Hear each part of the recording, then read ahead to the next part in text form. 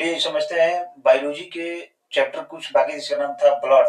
तो पिछले क्लास में हम थोड़ा बताए थे एक पार्ट, तो उसी का पार्ट 2 है। थोड़ा ब्लड के बारे में बता देंगे और थोड़ा ईसीजी के बारे में बता देंगे, ईसीजी क्या होता है। तो चलिए क्लास को शुरू कर देते हैं। देखिए यहाँ पर ईसीजी का पहले फुल फॉर्म समझिए, इसके क्या होता है। फुल फॉर्म इलेक्ट्रोकार्डियोग्राफी होता है। ईसीजी का क्या काम होता है कि जांच करता है कि अब मानव का हृदय काम को अच्छे से कर रहा है या नहीं कर रहा है, उसके बारे में बताता है।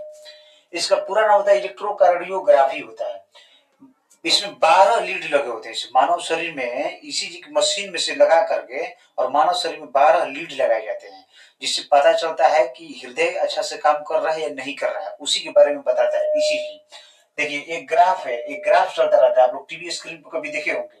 ये ग्राफ चलता रहता है। देखिए पी आकार का देगा ना, तो क्या करता है, ये जो हमारा शरीर का ब्लड जब हृदय में जाता है तो ये सूचित करता है पी, ऊपर उठता है।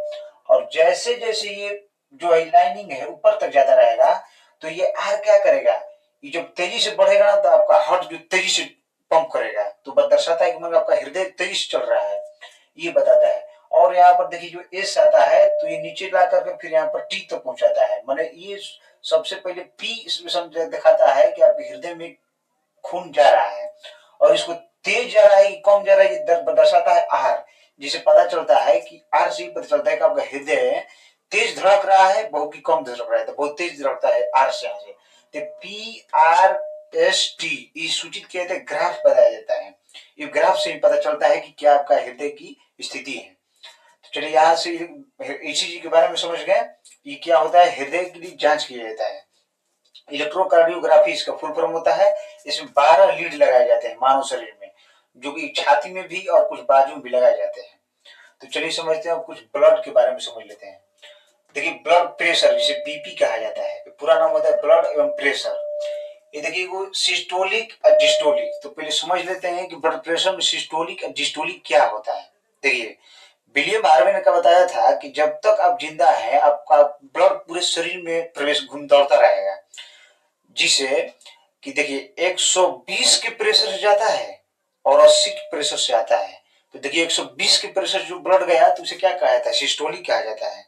आज जो 80 के प्रेशर लौट कर आया है वो क्या करता है, सिस्टोलिक कहलाता है। तो समझ गए कि 120 के प्रेशर से गया और 80 के प्रेशर लौट कर आया, तो जो गया वो कहलाता है सिस्टोलिक, और जो उधर से लौट कर आया वो कहलाता है डिस्टोलिक। तो सिस्टोलिक डिस्टोलिक समझ गए। देखिए सिस्टोलिक यही दोनों का अनुपात, इसी दोनों के अनुपात को मिलाकर नॉर्मल बीपी 120/80 दर्शाया जाता है। सिस्टोलिक और डिस्टोलिक ये दोनों के अनुपात मिलकर क्या बनते हैं, 120/80। तो 120 जो आया वो क्या हो गया, सिस्टोलिक हो गया, और 80 जो आया डिस्टोलिक हो गया। मतलब 120 वाला प्रेशर से गया हमारा खून, टकरा कर 80 की स्पीड से हमारे शरीर में आया, तो वही सिस्टोलिक और डिस्टोलिक हो गया। तो नॉर्मल बीपी 120/80 ये होगा, तो मानव का ब्लड प्रेशर जो सामान्य होता है वो नॉर्मल होता है। अब देखिए एक होता है हाई बीपी। हाई बीपी होता है 150/90 होता है। ये जो बढ़ जाता है ना तो आदमी ब्रेन हेमरेज, तो हृदय जो हार्ट यहाँ का ब्लॉकेज करना होता है, खून हार्ट अटैक भी आ जाता है, ब्रेन हेमरेज लकवा जैसी बीमारियां हो जाती है, और इसमें पैरालिसिस भी मार देता है। तो देखिए इस 150 में जो 90 दिया हुआ है इसे हाइपरटेंशन कहा जाता है। इसमें ब्रेन हेमरेज हार्ट अटैक जैसी समस्या आती है, ये समझ लिए। और देखिए लो बीपी होता है जो 100/60 होता है। तो देखिए लो बीपी में क्या, इसे हाइपोटेंशन कहा जाता है। हाइपोटेंशन इसमें क्या होगा ना कि देखिए कहीं अगर चक्रिया रहा है, पूरा इधर से घूम रहा है, कौन हड़क से गिर जाएगा।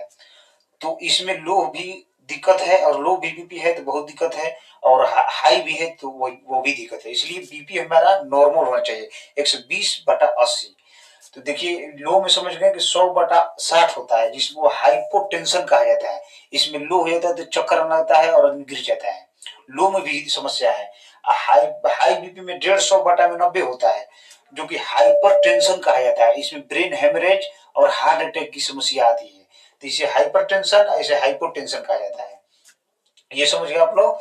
अब देखिए विलियम हार्वे ने बताया था कि आपका शरीर का ब्लड प्रेशर 120 के प्रेशर से जाता है और 80 के प्रेशर से लौट कर आता है। देखते हैं, जब डॉक्टर बीपी आपका नापता हुआ तो यहाँ पर कपड़ा का लॉक लगा देता है और इधर से क्या करता है, प्रेशर देता है, हवा का प्रेशर देता है। ऐसे प्रेशर दे देगा 200 तो चढ़ाएगा, और 200 चढ़ाएगा और पारा को क्या ऐसे जब प्रेशर को खुलेगा तो इससे आवाज आती है, आवाज आती है। तो ये आवाज जब तक खुट खुट करेगी वो सिस्टोलिक कहलाता है। और जहां तक आवाज जो नीचे आ रही है वो डिस्टोलिक कहलाता है। ऊपर वाला आवाज जो टुक टुक टुक की आवाज देगी सिस्टोलिक, और जो नीचे वाली आवाज धड़ा धड़ा आती है वो डिस्टोलिक कहलाती है। तो डॉक्टर समझ लेता है कि नहीं भाई ऊपर वाला कितना था, तो 120 था, और नीचे वाला 80 मरा है, तो वो बताया जाता है कि 120/80 आपका ब्लड प्रेशर है। तो बीपी के बारे में भी आप लोग समझ गए, ईसीजी के भी बारे में समझ गए आप लोग। तो फिर हम नेक्स्ट चैप्टर में आपको बढ़िया चैप्टर लेकर आने वाले हैं। तो चलिए।